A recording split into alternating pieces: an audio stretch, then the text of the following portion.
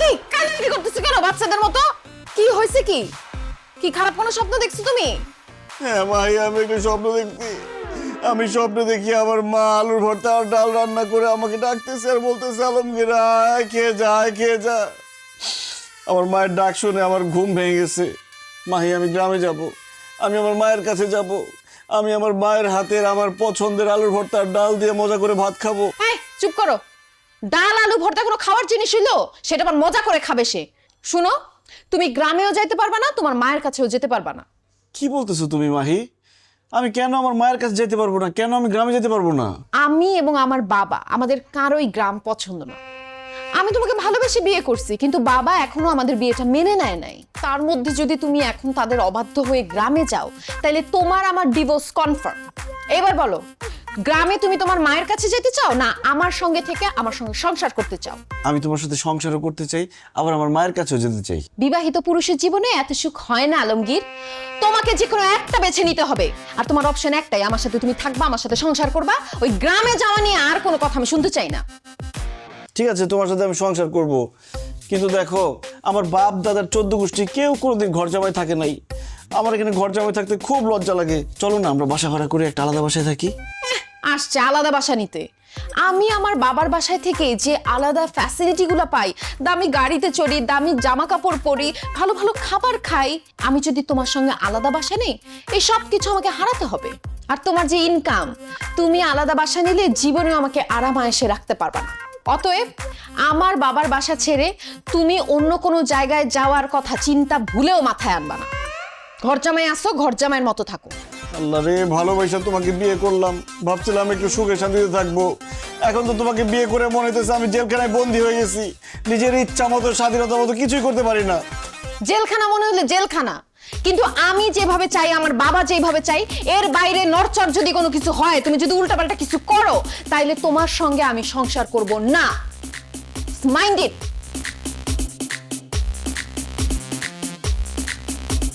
আল্লাহ রে, আগেই ভালো ছিলাম, ভালোবেসে বড়লোকের মেয়েকে বিয়ে করে কোন বিপদে পড়লাম। সব উল্টাপাল্টা হয়ে গেল। আম গাছে জাম, জাম গাছে কলা, কনফিউশনে সব খোলা খোলা, নাই যে ঠিক কিছু, সব এলো মেলো, মেমোরি পায় না খুঁজে কোথায় যে গেল।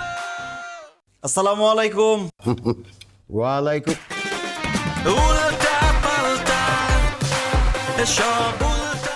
কি তোমাকে তো আমি বলছি ঘরের মধ্যে তুমি লুঙ্গি পরবা না, তুমি লুঙ্গি পরে খেতে আসছো কেন? কারণ আব্বা, লুঙ্গি বাংলাদেশের ঐতিহ্যবাহী পোশাক। লুঙ্গি পরে বসতে আরাম, লুঙ্গি পরে হাঁটতে আরাম, লুঙ্গি পরে শুইতে আরাম, লুঙ্গি পরে খাইতে আরাম, সেজন্য আমি লুঙ্গি পরি। কিন্তু আব্বা, এই যে আপনি সকালেও প্যান্ট পরেন, বিকালেও প্যান্ট পরেন, খাইতে বসলেও প্যান্ট পরেন, ঘুমাইতে গেলেও প্যান্ট পরেন, আপনার বাতাস ঢুকে কিভাবে? চুপ থাকো, আনস্মার্ট আনকালচার গেও ভূত। আমার কোথার থেকে বাতাস ঢুকবে সেটা নিয়ে তোমার চিন্তা করতে হবে না। আমাদের পুরো বাড়িতে এসি লাগানো আছে, আমরা সবসময় ঠান্ডাই থাকি। এই লুঙ্গি পরলে তোমাকে গরিব লাগে, আর আমার আশেপাশে গরিব মানুষ দেখলেই আমার মেজাজ গরম হয়ে যায়। খবরদার, তুমি লুঙ্গি পরবে না। আর তুমি আমার মতো সুন্দর পোশাক আশাক পরবে, তাতে তোমাকে স্মার্ট লাগবে। কিছু মনে করবেন না আম্মা, আপনি এই বয়সে যেরকম সাজগোজ আর মেকআপ মাইরা থাকেন, আপনাকে দেখতে কিন্তু স্মার্ট লাগে না। আপনাকে দেখতে মনে হয় স্টার জলসার কুটনি শাশুড়ি।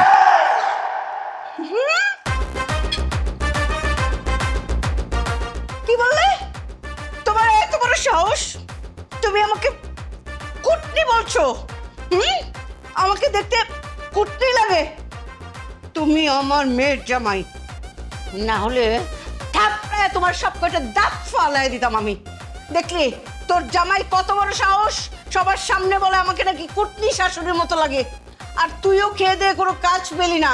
ঢাকা শহরে কত সুন্দর সুন্দর স্মার্ট ছেলে থাকতে তুই গ্রাম থেকে একটা ক্যাট ছেলেকে বিয়ে করে ফেললি। মা, কি করব বলো, ভার্সিটিতে তো খুব ভালো স্টুডেন্ট ছিল। আমি প্রেম করতে চাইছিলাম, কিন্তু যখন প্রেমের প্রস্তাব দিছি সে বলছে না, আমি ডিরেক্ট বিয়ে করব। এর জন্য বিয়ে করে ফেলছি। তখন কি আমি জানি সে এরকম খ্যাত? বিয়ে যখন করেছিস তখন এটাকে আধুনিক বানা, স্মার্ট বানা, এই জিনিসকে নিয়ে তো কোথাও গেলে মান সম্মান কিছু থাকবে না। ঠিকই বলছো আম্মু। আই যাও, লুঙ্গি চেঞ্জ করে ট্রাউজার পরে আসো যাও। আরে না দুলা ভাই যার মতো। আপু, দুলা ভাই যেহেতু লুঙ্গি পরাতে কমফোর্টেবল, সে পড়ুক না। তাকে কিন্তু লুঙ্গিতে ভালোই লাগে। ভাই আপনি বসেন তো, নাস্তা করেন। ধন্যবাদ মারিয়া, একমাত্র তুমিই আমারে বুঝো। উল্টা পাল্টা সব উল্টা পাল্টা উল্টা পাল্টা সব উল্টা পাল্টা। অতিরিক্ত বড়লোক হয়ে কি যে বিপদে পড়লাম, কলাটাও হাত দিয়ে ছিলে খেতে পারি না। Same here, what to do?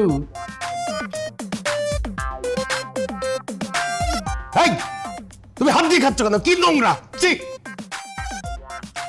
আব্বা, হাত দিয়ে খাওয়ার যে মজা, যে তৃপ্তি, চামচ দিয়ে খাইলে জীবনে পাবে না সেই মজার তৃপ্তি। বিশ্বাস না হইলে আপনার হাত দিয়ে খেয়ে দেখেন, এমন মজা পাবেন জীবন আর চামচ দিয়ে খেতে যাবেন না, হাতের আঙুল সহ চাইটা খাই ফেলবেন। হ্যাঁ, অসম্ভব, আমরা জীবনেও হাত দিয়ে খেতে পারবো না। হাত দিয়ে খেলে আমাদের হাত নোংরা হয়ে যাবে। ছি! আম্মা, হাত দিয়ে খাইলে হাত জীবনে নোংরা হবে না। আল্লাহ হাত বানাইছে কিসের জন্য? খাওয়ার জন্য, কাজ করার জন্যই তো না? যাই হোক, আপনারা খাইলে খান, না খেলে নাই। আমি সারা জীবন হাত দিয়ে খাই আসছি, হাত দিয়ে খামো আমি। তুমি হাত দিয়ে খাবা না, তুমি চামচ দিয়ে খাবা।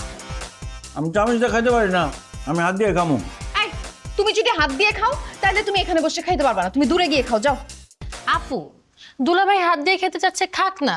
তোর যদি অনেক বেশি সমস্যা হয় তুই দুলা ভাইয়ের দিক তাকাস না, তাইলেই তো হয়। ধ্যাৎ, আমি নাস্তাই করব না।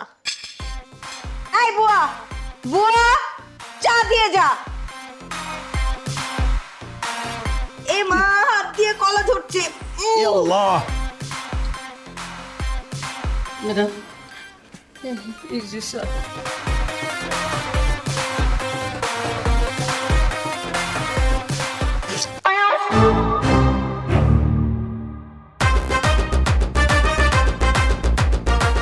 এটা কোনো চা হলো? ঠান্ডা চা, কোনো স্বাদ গন্ধ কিছুই নেই, মনে হচ্ছে পানসে একটা শরবতের মতো কিছু। এই, তোকে কি বেতন দেয়া হয় না? ঠিক মতো চাটাও বানাতে পারিস না। আর যদি কখনো এরকম ঠান্ডা চা দিস, এই চাটা তোর মুখে ছুঁড়ে মারবো বলে দিলাম। লাথি মেরে বাসা থেকে বের করে দিব, বেয়াদব কোথাকার। চোখের সামনে থেকে যা। মনে হয় যেন বেতন দেয়া হয় না আর কি। ধ্যাৎ! সকাল সকাল মেজাজটাই খারাপ হয়ে গেল। না, নাস্তা খাবো না। এই আলমগীর, তাড়াতাড়ি নাস্তা খাও, তোমাকে নিয়ে আমি বাইরে যাব, কাজ আছে। শাহানা, তোমাকে যে কালকে চেকটা দিছি সেই চেকটা বের করে রাখো। বের করছি। অসহ্য।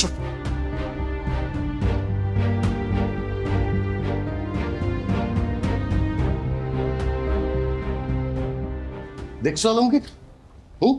কাণ্ডটা দেখছো? ডিউটি ফাঁকি দিয়া ঘুমাইতেছে। এখন যদি এই গেট দিয়া চোর ডাকাত ঢুইকা আমাদের বাড়ির সবকিছু চুরি করে নিয়ে যায়, কি অবস্থাটা হবে? তার একটা উচিত শিক্ষা দিতে হবে। থাপড়ে গালের দাঁত ফালাই দেবো সব। আব্বা, মুরব্বী মানুষ, গায়ে হাত তোলার দরকার নেই, বুঝাই বলেন। এই, তুমি চুপ করো। যেমন কুকুর তেমন মুগুর দিতে হয়। এই, এই, উঠ। বাইরে যাচ্ছ কেন? স্যার, কালকে হারের ডিউটি দিছি তো, শরীরটা ভালো না, এই জন্য চোখটা একটু লাগাইছিল। শরীর ভালো না তাইলে চাকরি ছাইড়া দিয়া বাড়িতে গিয়ে ঘুমা। এইখানে বসে ঘুমাস কেন? হ্যাঁ, তুই এখানে বসে ঘুমাবি আর তোরে আমি টাকা দিব, বেতন দিব, এটা তো হইতে পারে না। এই যা, তোর চাকরি করা লাগবো না, তুই বাড়িতে যা। আমার চাকরি থেকে বাদ দিন না স্যার, তাহলে তো না খাই মরুম। স্যার, আমার মাইয়াটা বিবাহ উপযুক্ত হয়েছে, কদিন পরে বিয়ে দিতে হইব। এখন যদি চাকরি না থাকে তাহলে তো বিপদ হয়ে যাব। আমি কথা দিতেছি স্যার, এখন থেকে আমি ঠিকঠাক মতো ডিউটি পালন করুন, আমি আর ঘুমাবো না। আব্বা, দেলোয়ার চাচা যেহেতু এত করে বলতেছে, এবারের মতো তাকে মাফ করে দেন। তার চাকরিটা চলে গেলে বউ বাচ্চা নিয়ে খুব বিপদে পড়ে যাবে। ঠিক আছে, মাফ করে দিলাম, কিন্তু তোর এই মাসের বেতন কাটা। কি কল স্যার? চুপ! একটা কথা কবিতা লাথি মেরে বাইর করে দেবো। এই কান ধর, কান ধরে বল জীবনে আর কোনোদিন ডিউটিতে ফাঁকি দিব না, ডিউটির সময় ঘুমাবো না। দরকার দর। আব্বা কি ধরনের কথা বলেন? দেলোয়ার চাচা একজন মুরব্বী মানুষ, উনি কেন কান ধরে উঠবোস করবে? আরে কিসের মুরব্বী? দারুণ আবার মুরব্বী হয় নাকি? এই কাঁধে ধর, কাঁধে ধরে বল ঠিক মতো